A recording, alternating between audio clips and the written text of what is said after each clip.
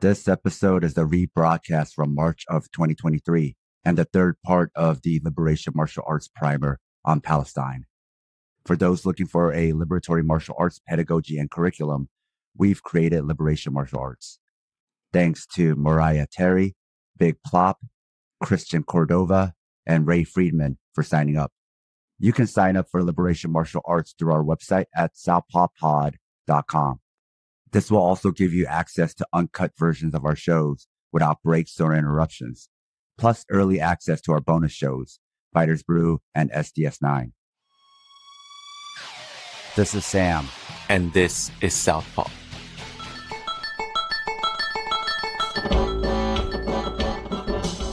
This episode was sponsored by SH, Alejandro, RJ, Thomas, Rachel, Berkshire People's Gym, and New Guy.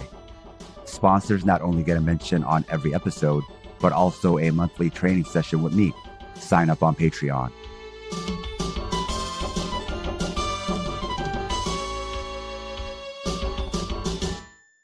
On this episode of Southpaw, we have Palestinian solidarity activist, writer, and wrestling coach, Sam Stein. Welcome to the show. Thank you. Excited to be here.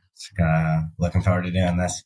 Can you tell us about your background and your journey from growing up in an Orthodox Jewish Republican household to becoming a Palestinian solidarity activist?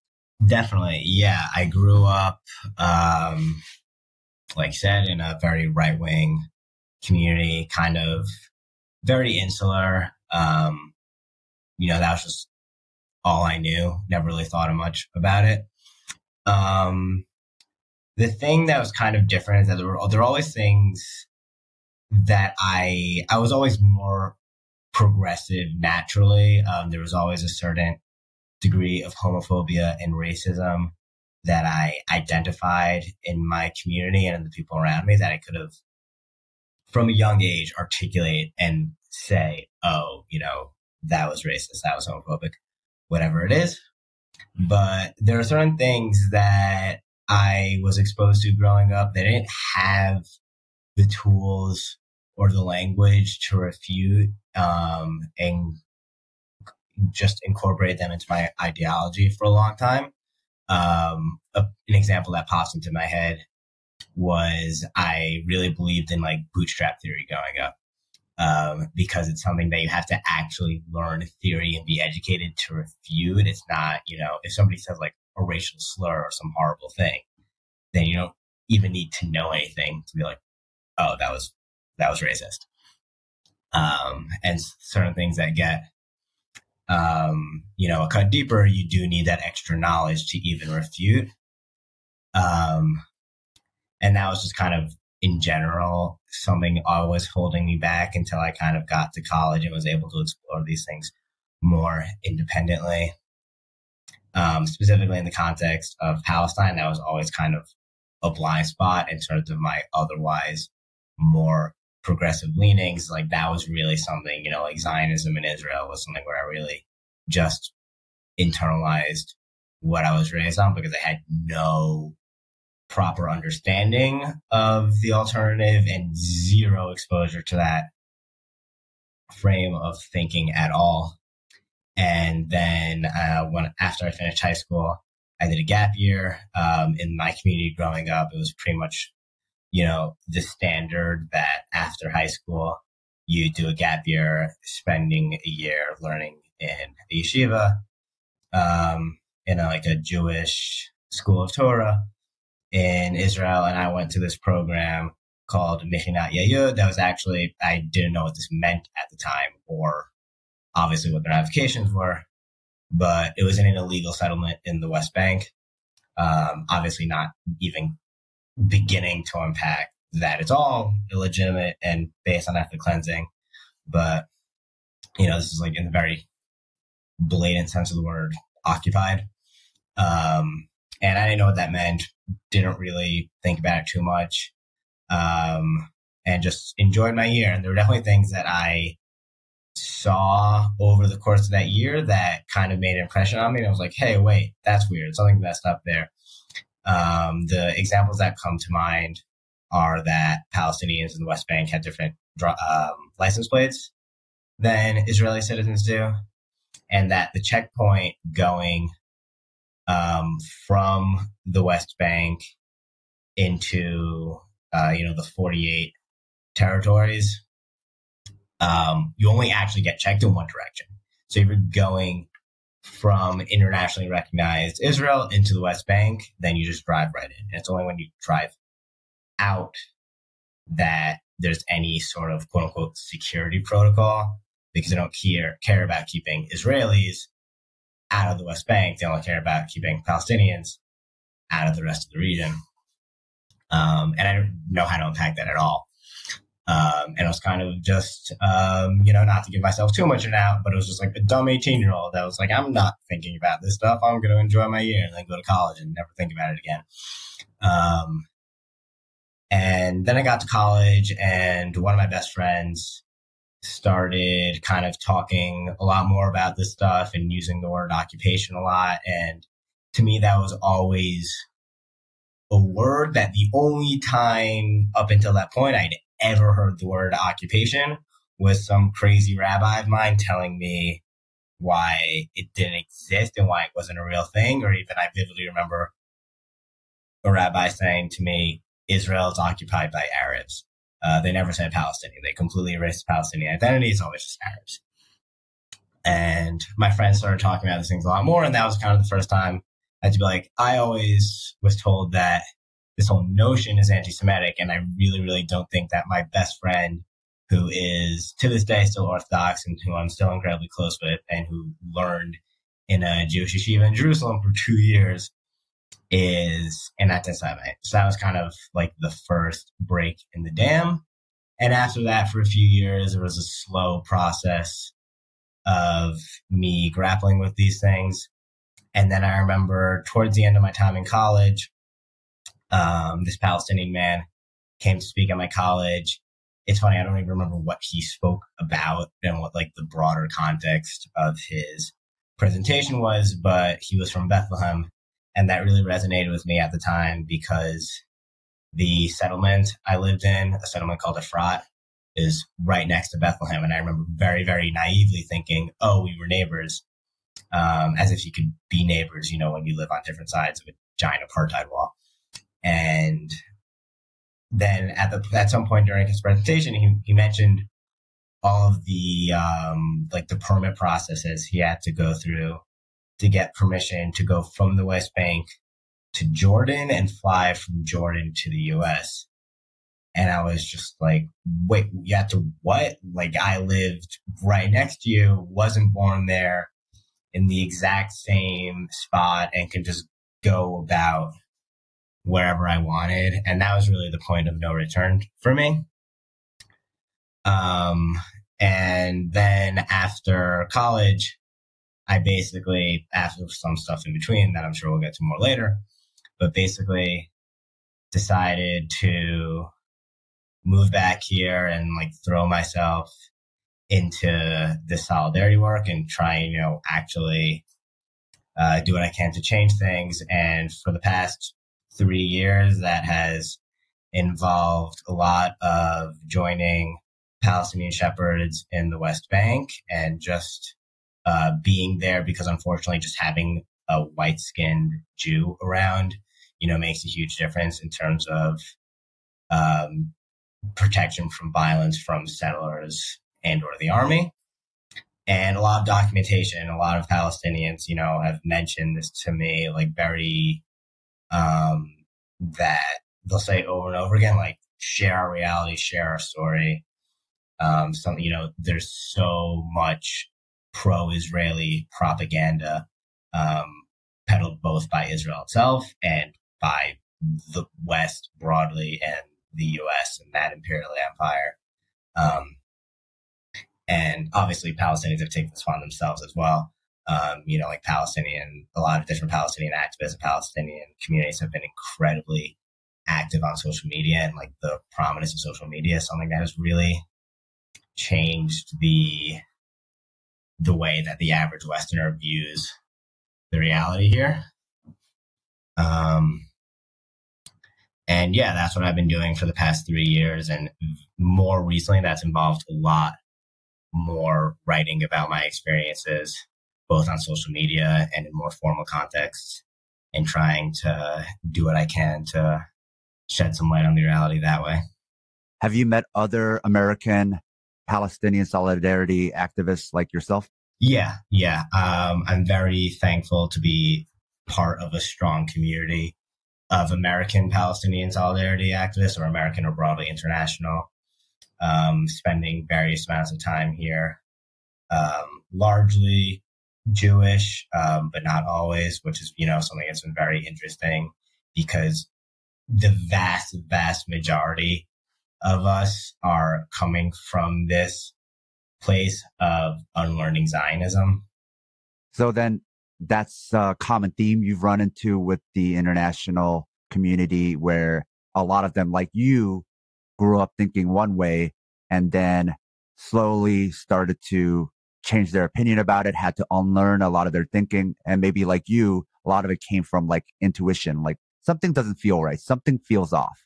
Yeah, definitely. I would say that even within that paradigm, I'm probably a more extreme case, both in terms of growing up far more right wing than a lot of my friends in this movement and this community. A lot of my friends coming from similar situations, are coming from backgrounds where they were kind of broadly liberal and still had a lot to relearn and unlearn to become really more radical left.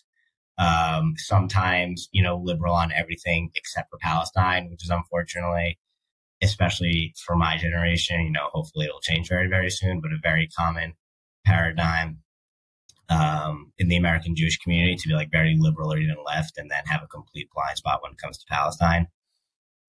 And another reason that I think I'm a more extreme example is that I grew up spending a lot of time in the region with my family. We would come every other year, and I have a lot of extended family here. And a lot of my, friends and partners in activism who grew up on a very Zionist narrative had to unlearn that, but maybe hadn't spent time here entrenched in that way. And since you've been thinking about this a lot, and maybe your definitions have changed over time, how would you simply define Zionism? That's such a good, important question, because it's something that gets obfuscated so much. It's specifically in the Jewish radical left, there's this acronym PEP, which stands for Progressive Except Palestine. And in that sphere of things, there's this complete obfuscation of what Zionism is. It's like, Zionism is just the belief in Jewish self-determination, or the belief that there is Jewish history in this region. And those of us on the left understand that that is not true. Zionism is a political ideology, started in the late 1800s. At first, there were competing strains about it on what exactly it would be, but basically all of them revolved around starting a Jewish ethno-state in Palestine. And there were debates on how much, quite frankly, on how much ethnic cleansing that would involve. And the theory of Zionism that won out, in the sense of Zionism is what it has been and what it has done, was the theory propagated by Theodor Herzl, who was a Jewish intellectual and thinker from Central Eastern Europe. His vision for Zionism was a Jewish nationalism identical to the wave of nationalism that was happening at the time in white Western society Europe. And it was, we're going to emulate that and create an ethno-state in Palestine. And he used the words colonialism and, literally said, we are going to carry out colonialism in Palestine and kick out the natives, the Arabs, whatever language he used to refer to the Palestinian community. I was speaking to a mutual friend of ours and our very own wrestling consultant for Southpaw and Fight Study, Zach Goldrosen. And he was telling me about how, to your point, there was this anti-Semitic Christian criticism against Jewish people that they had no loyalty to a land. They were not loyal to Europe or the countries they were living in. And so Zionism then took that criticism and were like, no, we are very nationalistic and loyal to a country and to this ethno-state, Israel. His point was they took this anti-Semitic criticism and then adopted it and then now are inverting it where if you don't agree with that, then you're anti-Semitic or you're a self-hating Jew. Yeah, I think that's completely spot on. I'll definitely say growing up, for my experience growing up as an Orthodox Jew in the New York area, where obviously, there's a broad spectrum of what growing up Jewish in the U.S. looks like. For me, we were very explicitly told, you are not loyal to the U.S. We don't belong here. You are loyal to Israel. And that comes a lot from this place of trauma. In my community, that was a lot of almost everyone my age, your grandparents at the latest, came fleeing persecution in Europe. So there's this deep internalized trauma of like, we don't belong in these places. These places don't want us and don't trust us. And the next Holocaust is around the corner. And the only safety for us is in the modern state of Israel. And we're also seeing the embracement of that in, the far right and then the Republican Party, how every month, Republican will say something horribly anti-Semitic and then basically say, oh, but I love Israel. And there's a giant population of the right-wing Jewish community that to them, that's a valid apology. And Trump, had a million different things that he said of basically calling the state of Israel our country in whatever different context it was. And you basically have this very funny and horrific divide in American Jewry of some of the community calling that out for the anti-Semitism that it is. And then the far-right Jewish community just being like, yeah, he's right. A note to our listeners. If you love the Southpaw Project, please support us and help us get paid for our labor by financially supporting us on Patreon. This will give you access to exclusive bonus content, like early releases of Southpaw Deep Space Nine, our fictional narrative podcast, Fighters Brew, break-free versions of our shows without interruptions like you're hearing now, bonus articles, Fighters Brew transcripts with extra content, Liberation Martial Arts Online, as well as our private chat group on Discord. You can also make one-time donations at Ko-Fi or show your solidarity by wearing our swag. You can find all pertinent links at southpawpod.com. Now, tell us about how you got into wrestling and what drew you to it. Yeah, I started wrestling in 10th grade, and one of my best friends growing up in middle school and throughout all of high school, we went from the same middle school to the same high school, and he knew right away, the school has a wrestling team, 9th grade, I'm joining the wrestling team, and that's going to be, 90%, that's going to be my hobby, and I'm going to put a ton of time into that. And he was someone that was already very athletic and outdoorsy and on other sports teams in middle school, and basically knew that he was going to switch all of that outlet into wrestling. And I was not like that going into high school.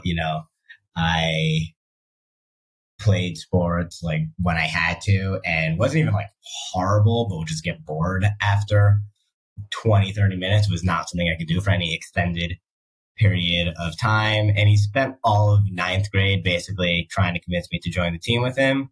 And you fast forward a year and I'm like, kind of like, all right, fine, I'll give it a shot.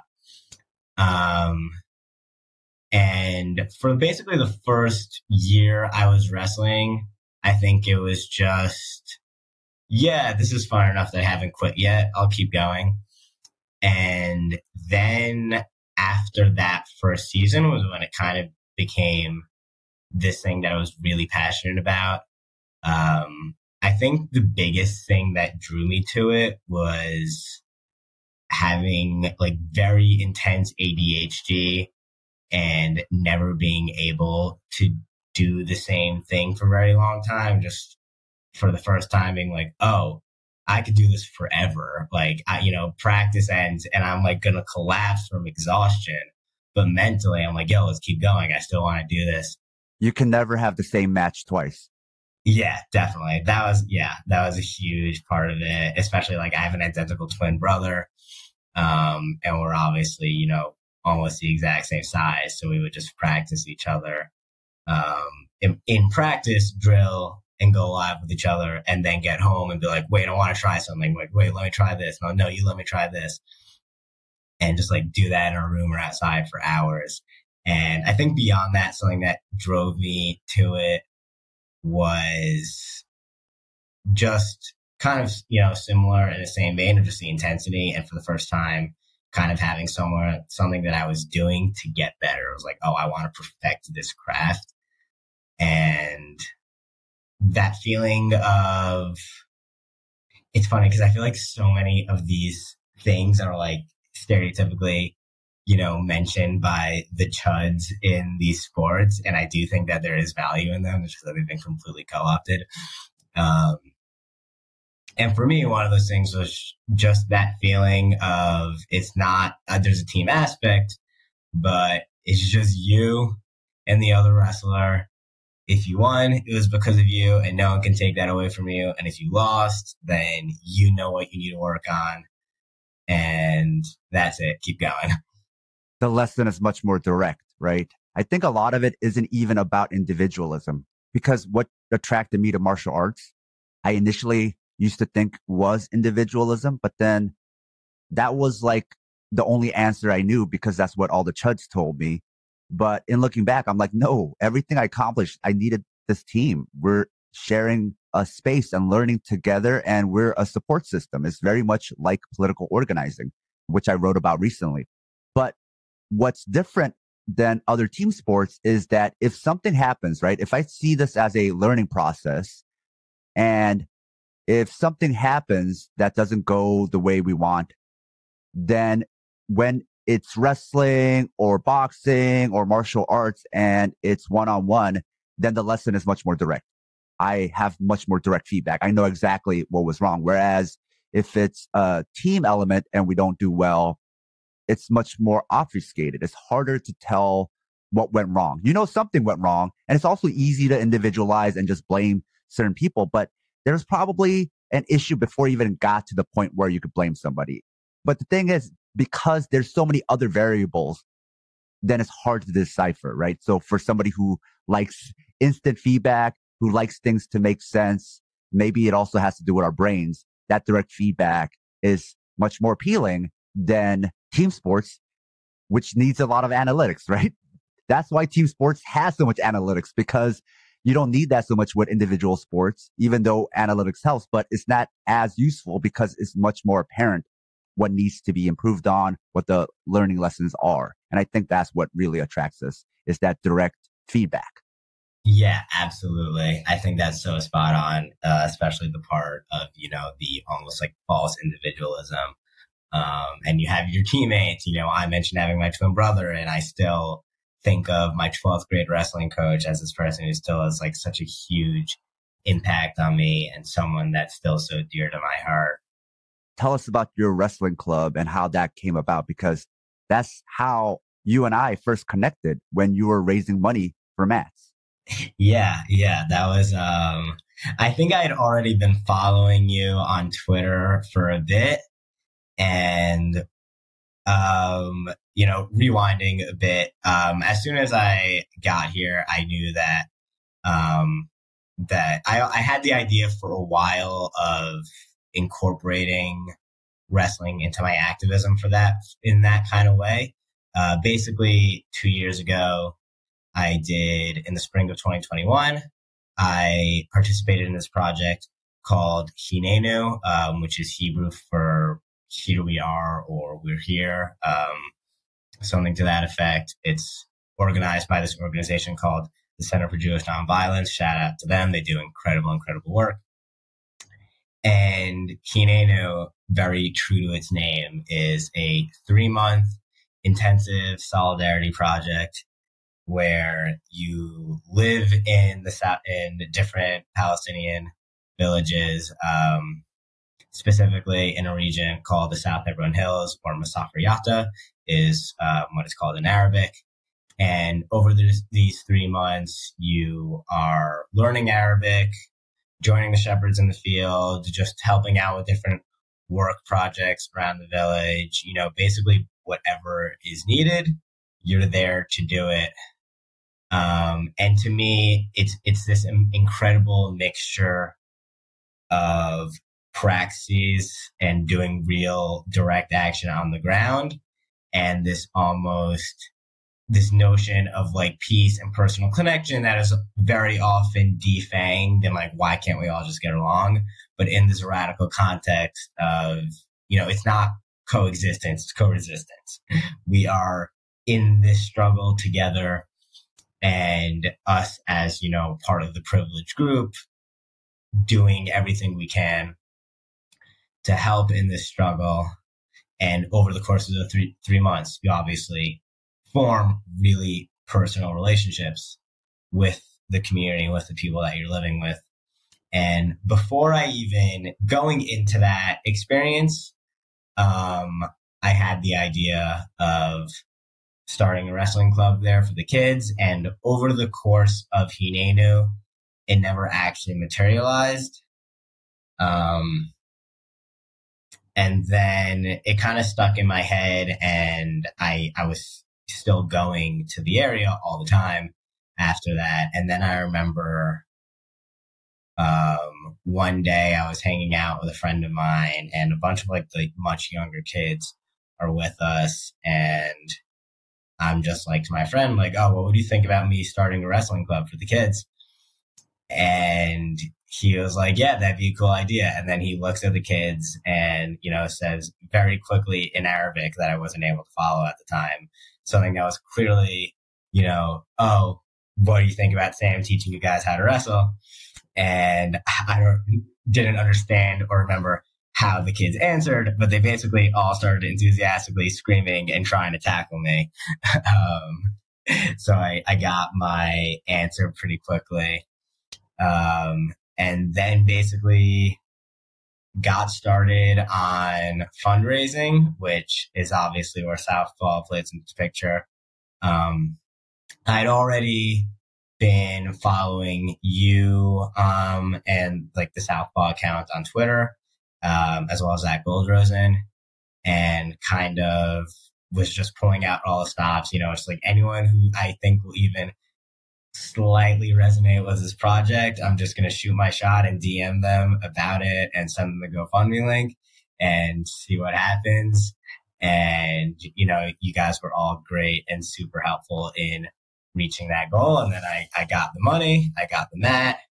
It took forever to get here, and a friend had to, help me out with his big van to drive it from Jerusalem all the way to Masafer Yatta. But we did it, and it's been awesome. We finally, I think I started the fundraising in like August of 2021 and had the mat in April of 2022. So it's now been almost a full year. Did your wrestling work also open your eyes more?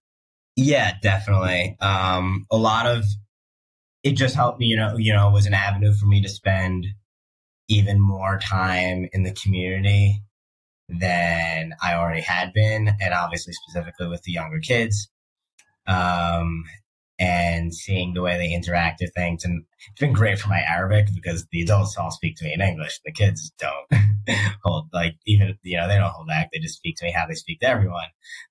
So I get really unfiltered of like their Arabic and their dialect and their slang, which has been a really meaningful connection. And kind of seeing of how right away is just so obvious. Oh, I can't just go down and run the kind of practice that I would be used to running in like a New York high school, where this is mostly younger kids, some kids close to that age range, but mostly much younger kids, and B, a different social context, a different reality. Most of these kids have never been on a structured sports team like that. They're very active, either because they're helping their parents work all the time or because they play a lot of soccer. But I kind of realized right away that it was not going to be, this like no nonsense structured practice. So it's been very free form, which has been great. And just, I had to, it also affected how I think about wrestling because I had to, because of the language barrier, couldn't dive into explaining a move for 10 minutes. And I just had to really stick to very core fundamental concepts that I can explain in less than a sentence, where it's like elbows in tight or like low stance or whatever it is. Are you doing this by yourself, or do you also have other wrestling coaches helping you? It is, as far as actual wrestling coaches, it has just been me. I definitely have had, help and resources. A friend of mine who is spending some time here and is also involved in the activist community in the Palestinian solidarity cause, was a very good wrestler in New York himself when he was in high school. And he came down once and just, had an extra set of hands, and it was really fun. And just having a new face got the kids really into it. And every now and then, if there is an adult who speaks English who's around to help me translate, then I can get it more into the, into the thick of things about it. But it is largely just, in terms of coaching, it has just been me. And since you're building this up from scratch and there's no prior conditioning to this type of training, are you finding that you're also doing a lot of games with the kids to try to use games to teach wrestling principles? Or are you doing just a lot of drilling? Yeah, just a lot of drilling and showing, and kind of, a lot of times it's almost closer to an open mat than a practice of just, I roll out the mats, like, okay, go, just wrestle, just go. And like, as they're going, it'll be like, hey, it'd be better if you do it like this, it'd be better if you do it like this, and just throw tips in there, which I think has also been these are much younger kids, so it's better for them in that sense to just play, and like I'll give them little pointers. And if at any point they want to get more serious about it, then great. And if not, then also great. And I think it's very important for their specific context of these kids that are so young and already dealing with so much more stress and trauma than any person should have to forget, kids their age of living under military occupation. I think just the physical stress release has, I hope, been, a very positive outlet for them. You also wrote about wrestling and privilege. Can you tell us about that? Yeah, that was something, that I was like confronted with very quickly, of just the obstacles. Wrestling thinks of itself as the true meritocracy. And I'm sure there's comment in other combat sports. All you need is shoes and a mat. That's all you need, and work hard, and anybody can wrestle because of weight classes. It doesn't matter what your build is. You don't need to be tall like basketball or big like football. And I started this club right away and remember, fine, all those things might be true to a point, but there's the immediate privilege and in the context of the fact that I'm in Palestine and there's very little robust wrestling league and culture. And if you're in,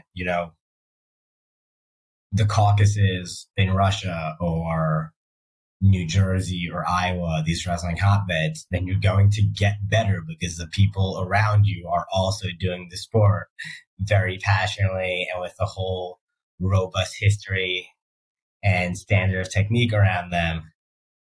And then that's, just broadly in the context of Palestine, and more specifically, things that you never even have to think about. I practice outside. If it rains, we can't have practice. That's not something that any American wrestling club or wrestling team deals with. No matter how underprivileged they are in other aspects. Even if it's just too cold, that I'm not reasonably going to make these 5 or 6 year olds or 7 or 8 year olds practice outside when it's freezing. And they don't have running water. All the water in the village comes from rain cisterns and some farther away wells. I can't clean the mat as much as I need to. And that, creates giant difficulty. And then even beyond that, something that is less of a privilege in the very contemporary sense, in terms of it's something that's almost on my end. And obviously in the broader context of things, I'm incredibly privileged, but I live in Jerusalem. It's an hour to an hour and a half drive from the Safriyata, depending on traffic. And there's no practical way to get there by public transportation. And thankfully, we have practice every single Wednesday. And thankfully, I have a friend that also drives from Jerusalem to Masafriyata every single Wednesday.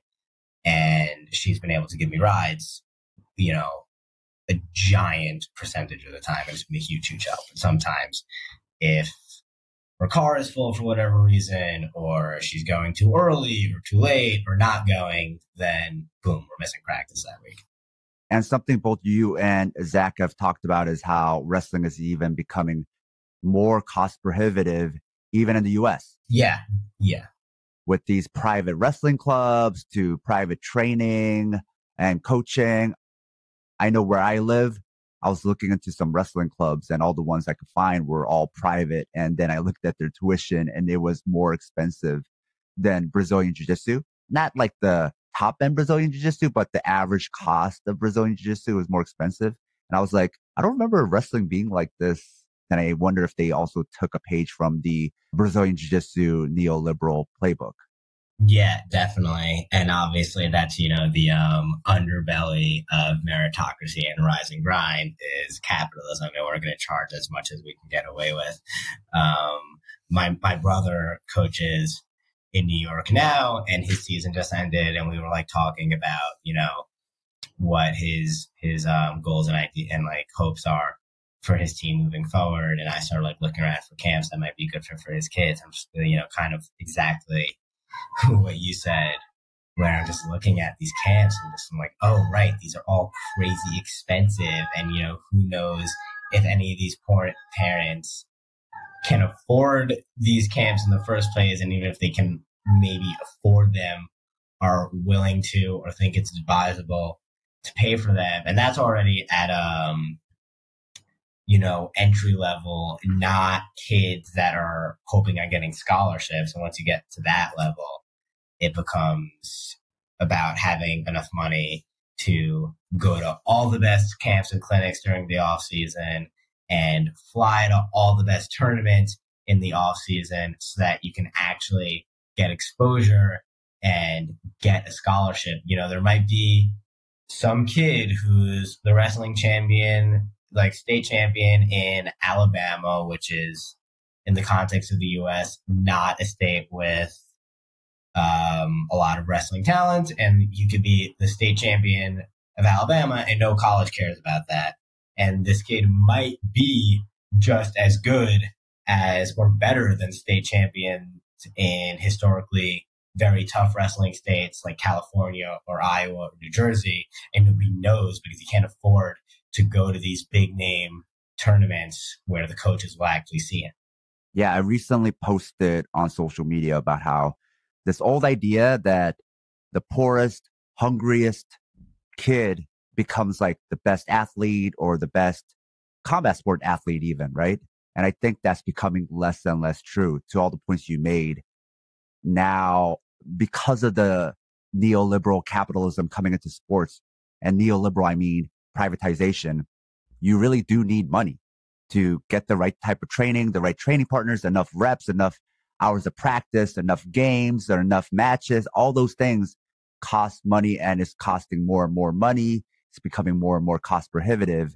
So really, if you look at the stats more and more, it isn't going to be the poorest kids rising to the top anymore. Those will be more of the outliers. It's not really about your hunger or how much you want it. It's going to be about access and privilege.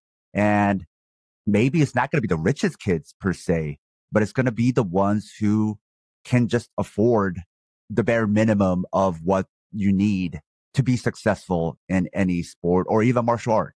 Yeah, absolutely. And I think you might have mentioned this on the last episode you did, but of people talking about poverty in this romantic way. It's this fire that forges you, and always the capitalist undertone is that it's something you'll pull yourself out of and it'll make you tougher. And even if you do, struggle and claw your way out of poverty, all that poverty did is not some fire that forged you 99.9% of the time. It was a traumatic experience that had a horrible effect on your mental health. If you love the Southpaw Project, become one of our financial supporters. It'll help us supplement the cost of running this project, the incredible time and energy we put into it 7 days a week, and you'll be giving us some breathing room, not only to juggle Southpaw with our day jobs, but also to expand Southpaw into other areas. We can't exist without your contributions. Show your Southpaw solidarity by supporting us at southpawpod.com. You also mentioned how you took a Krav Maga class. And this is a topic we talk about a lot, which is how whether Krav Maga is effectively taught in the West or not isn't important because it's more of an ideology.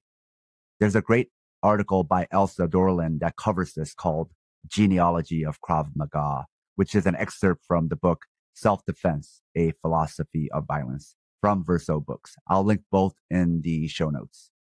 But when you took Krav Maga in Israel, they really made explicit the ideology. Can you tell us what the experience was like?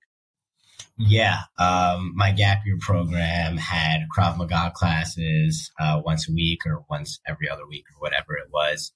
And what's funny is that was something that drove me to the program in the first place from a completely apolitical perspective. From my perspective, apolitical. Obviously, it's not apolitical. Oh, cool.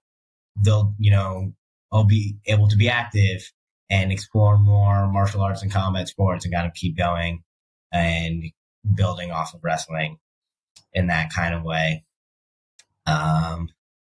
And there were times where I enjoyed it. There were times where, just like practicing some punches and basically doing Muay Thai, like very, very basic Muay Thai in a bag, and these like knife disarming maneuvers that felt like the technical aspect of wrestling that I liked you move your body in very specific ways.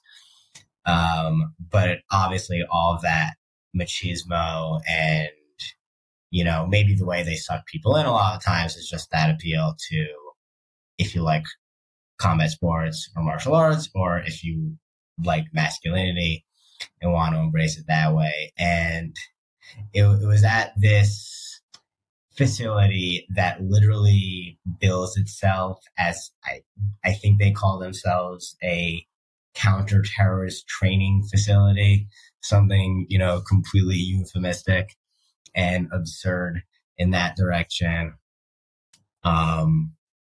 where half the time we would have, these very simple boxing lessons and these knife disarmaments.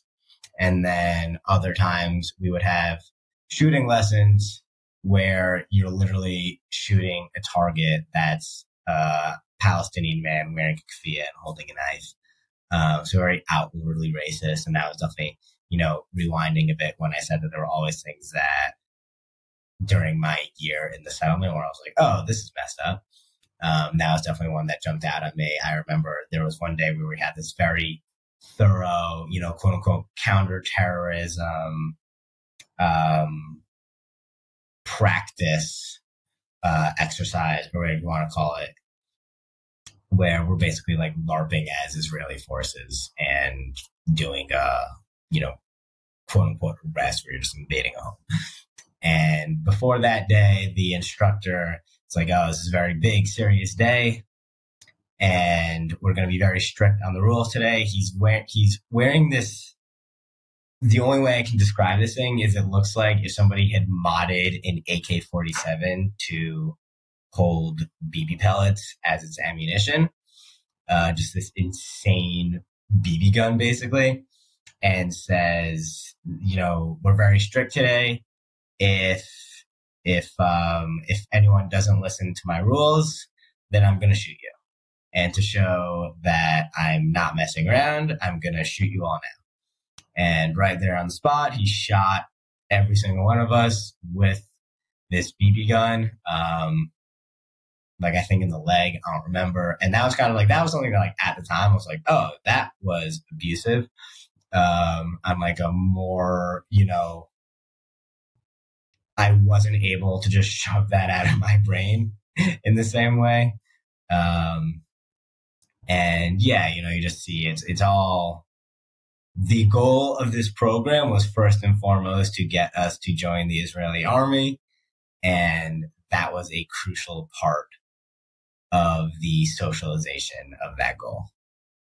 And this touches back to genealogy of Krav Maga, where it talks about how whether you go to one class or another, what they teach might be completely different, but oftentimes there is this shared ideology of kill or be killed. And that instructor made clear, those are the stakes. I will shoot you, right? It is going to be like that. And so there is no reasoning. There is no peace. I must kill for myself to survive. Like that is the mindset that often even a lot of self-defense classes teach. And even when you're talking about disarming somebody who has a knife, self-defense classes here, Krav Maga here, right? It's often tacitly saying that person that you're taking the knife from is not a white person. And if you're white, it's not going to be another white person. You're taking it from some racialized other. Even if they don't explicitly say it, and often they do actually explicitly say it, but even if they don't, that's what they tacitly mean. And so probably in this class, when they're doing everything, right, what you're learning, they're like, yeah, you're not going to be disarming another white Jewish person. You're going to be disarming a Palestinian person. And then when you're shooting the Palestinian cutouts, then it's made explicit what this is really about. Yeah, absolutely. It is explicit from the get-go. And kind of something that that's been mentioned on the pod before is how shallow all of the dialogue around self-defense is. First of all, in the way that you already mentioned, that it's always racialized either overtly or more implicitly.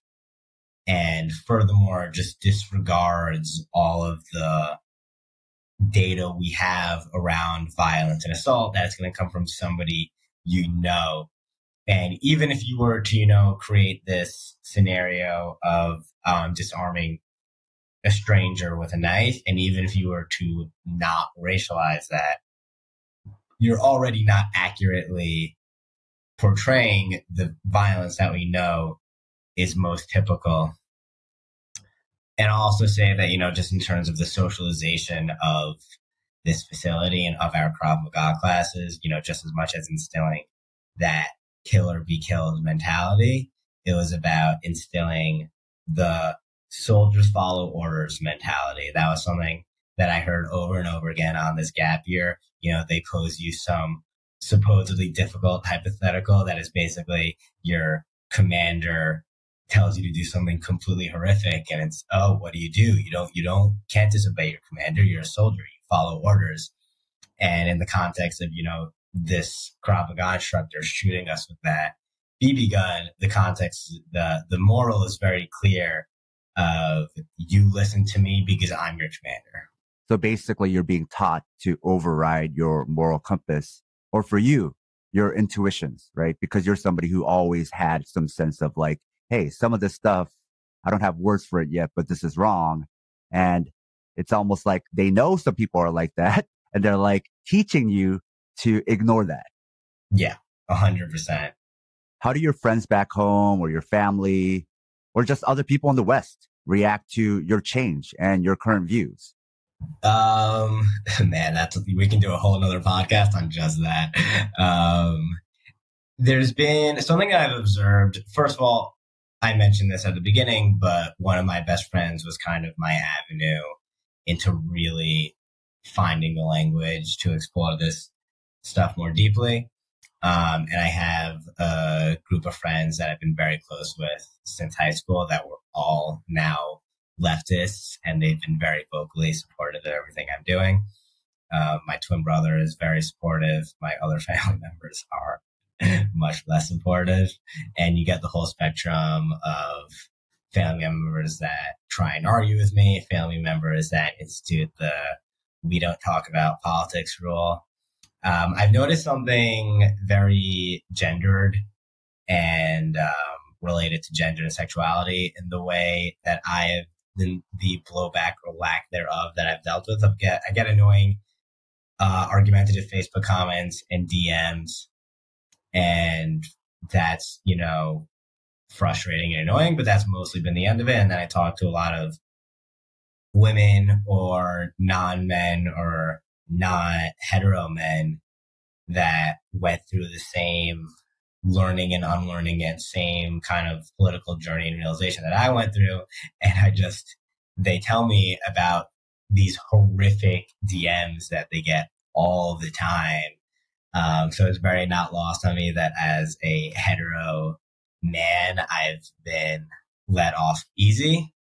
Not just with this topic, but whenever you become more communistic, more communitarian, more empathetic, more caring of others, there's always this criticism that you're not a real man, right? And I think that's probably part of all of this too.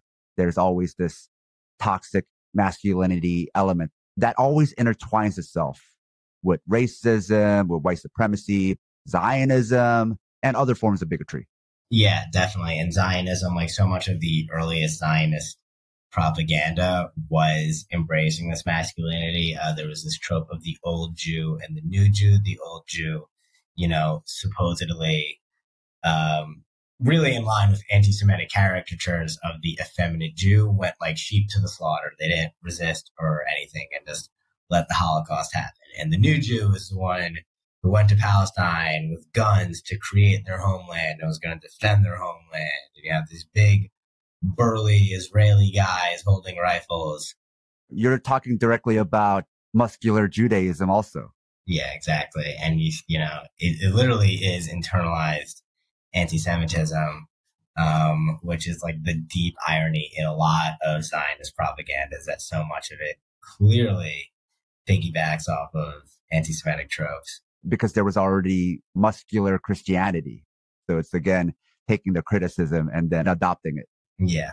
We're going to become like the Europeans. They're all doing nationalism and settler colonialism. So now we're going to do it.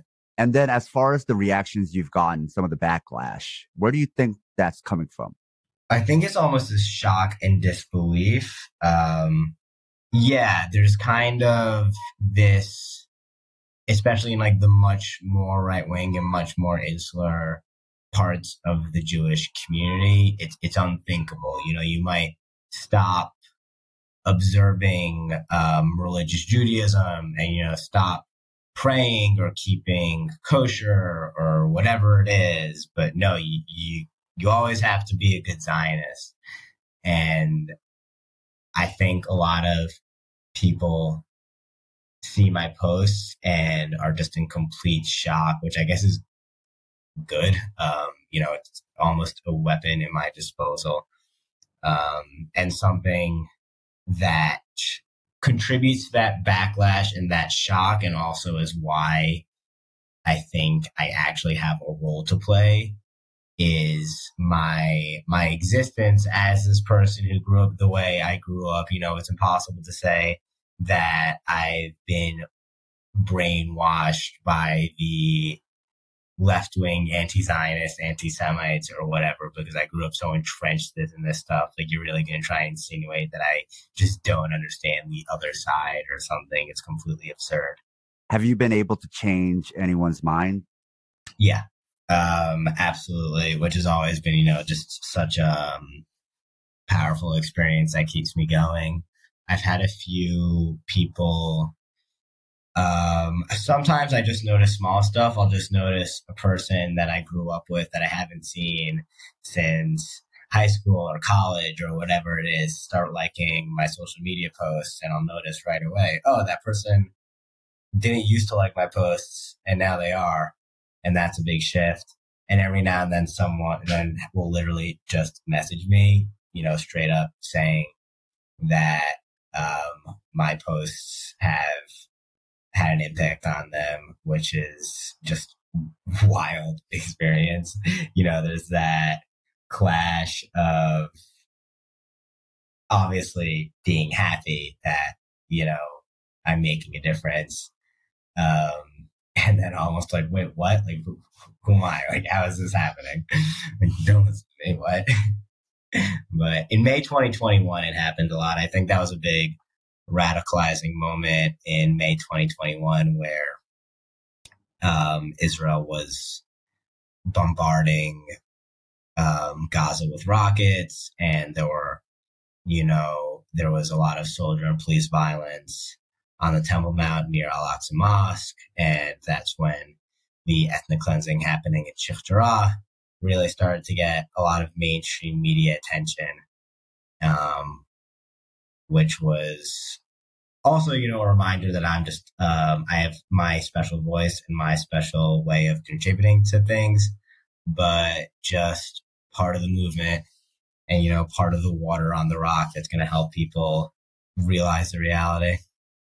Now, are there ways for us to help your wrestling club? Honestly, the biggest ways would be money for shoes would be huge, or even shoes directly. And really, really the absolute biggest one would be an Arabic speaking coach, Palestinian or otherwise, who wants to come and run a few practices. That would be the coolest thing in the world, and I think an amazing experience for the kids to finally be able to have, you know, a full, robust practice in their native language. So if anyone has any contacts with Palestinian wrestling coaches, then please make that connection. Then where can people learn more about you, your work, and your club, and get in contact with you about possibly helping? Yeah, you know, follow me on social media. I'm very active on Twitter and Instagram. My username on both is @Sam_Avraham. That's just Abraham, but with a V instead of a B. And, you know, follow and subscribe to my Substack. That's hopefully a way that I'll be able to make this lifestyle actually sustainable. It's under my name, Sam Stein. And also, you know, follow other groups on social media and just stay involved and stay in the loop on that way. If you're Jewish or want to follow the Jewish resistance movement, then look up All That's Left on Facebook, Twitter, and Instagram, or Center for Jewish Nonviolence, are both amazing groups that are doing on the ground direct action. And if you want more, you know, the Palestinian angle of resistance, you know, the people that are actually suffering under the struggle and that are, of course, leading the struggle, there are Palestinian groups to follow. You know, Youth Assuming is a great Palestinian group that is doing a lot of different resistance work throughout the West Bank. And then there are pages like, you know, huge pages like I Am Palestine and I Am EU that are just constantly showing news and footage and updates of what's happening on the ground. Okay, I'll put all that in the show notes. Thank you, Sam, for being on the show. Thank you so much for having me. If you like this episode and like what we do, support us on Patreon or Substack. We also have the Liberation Martial Arts program if you want to train with us from wherever you are. You'll find lots of techniques, exercises, theory, pedagogy, and even political theory. You can even get a monthly training session with me, either in person or online. Liberation Martial Arts also comes with Fighters Brew transcripts and breakdowns. Find all our links, including Southpaw merch, at southpawpod.com. With that said, thanks for listening.